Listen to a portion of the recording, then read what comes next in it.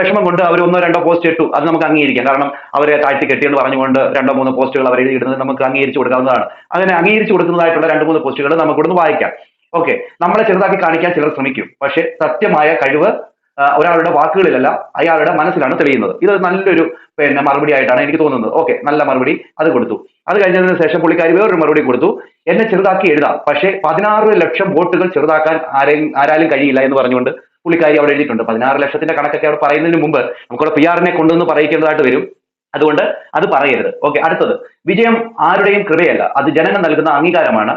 അതിന് അസൂയപ്പെട്ടിട്ട് ഒരു കാര്യവുമില്ല. ഇതൊക്കെ നല്ല മറുപടി തന്നെയാണ്. ഓക്കെ, ഇതൊക്കെ ഞാൻ അംഗീകരിക്കുന്നു. അനീഷ എഴുതിയതിന് അനീഷിന്റെ കുശുമ്പാണെന്നോ അല്ലെങ്കിൽ അനീഷ് അത് കാണിച്ച അല്ലെങ്കിൽ അനീഷ പറഞ്ഞത് തെറ്റാണെന്നോ പറഞ്ഞുകൊണ്ട് അനീഷിന് കൊടുക്കുന്ന മറുപടികൾ കറക്റ്റ് ആയിട്ടുള്ള മറുപടികളാണ്.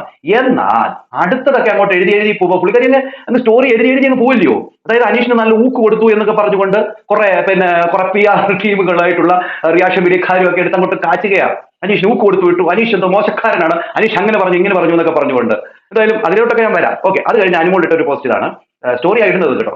എനിക്ക് കിട്ടേണ്ടതെല്ലാം കിട്ടി, ട്രോഫി, കാർ, പ്രൈസ് മണി, അതിലും വലിയത് ജനങ്ങളുടെ സ്നേഹം. ഞാൻ എന്റെ യാത്രയിൽ മുന്നോട്ട് പോകുന്നു. ചിലർ ഇപ്പോഴും പഴയ മത്സരത്തിൽ തന്നെ കുടുങ്ങിയിരിക്കുന്നു. ബിഗ് ബോസ് കഴിഞ്ഞിട്ട് 4 മാസമായി, ഞാൻ മുന്നോട്ട് പോയി. ചിലർ ഇപ്പോഴും അവിടെ തന്നെയുണ്ട്. PR കൊണ്ടല്ല, 16 ലക്ഷം ആളുകളുടെ സ്നേഹമാണ് എന്നെ വിനറാക്കിയത്. കോപ്പാണ് 16 ലക്ഷം ആൾക്കാരുടെ സ്നേഹം. നിങ്ങൾ PR കൊണ്ടാണ് ജയിച്ചതെന്നുള്ളത് അറിയാവുന്ന എല്ലാവർക്കും അറിയാവുന്ന കാര്യമാണ്. പിന്നെ ഇതിനെ തലമറിക്കുന്നത്, അതിനെ വിളിപ്പിക്കാൻ കുറെ എണ്ണം ഇറങ്ങിയിട്ടുണ്ട്, കുറെ ചേച്ചിമാരും ചേട്ടന്മാരും കൂടെ. എന്തിന് സത്യമല്ലേ? നിങ്ങൾ PR കൊണ്ടാണ് ജയിച്ചത്, അത് ഉറപ്പായിട്ടുള്ള ഒരു കാര്യം തന്നെയാണ്.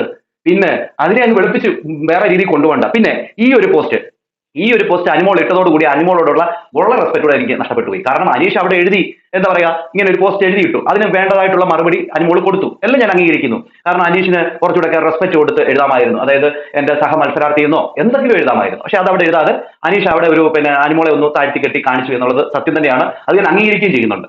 എന്നാൽ അടുത്തതാണ് നിങ്ങൾ കാണേണ്ടത്. ഇത്രയൊക്കെ അനുമോൾ എഴുതി വന്നല്ലോ. എഴുതി വന്നതിന് ശേഷം അനുമോൾ അടുത്തൊരു ചാപ്റ്റർ അങ്ങോട്ട് എഴുതി വെച്ചിരിക്കുകയാണ്, പോയി പണി നോക്കട എന്ന് പറഞ്ഞുകൊണ്ട്. ഇതിന്റെ അകത്ത് അനുമോൾ കൊടുത്തിരിക്കുന്ന ഒരു വോയിസ് ഉണ്ട്, അത് നിങ്ങളൊന്ന് കേൾക്കണം. അത് കേട്ടാ നിങ്ങളൊന്ന് നോക്കിക്കോ. നിന്റെ ദേഹം പുഴുവായിരിക്കും. പരമച്ചെറ്റ നാറി, നിന്നെ ആർക്ക് വേണം? വലിഞ്ഞേറി വന്നേക്കുന്ന എന്റെ കൺമുമ്പിൽ അങ്ങനെ വന്ന് നീ പെട്ടുപോയാൽ നിന്നെ ഞാൻ തുപ്പും. കേട്ടല്ലോ?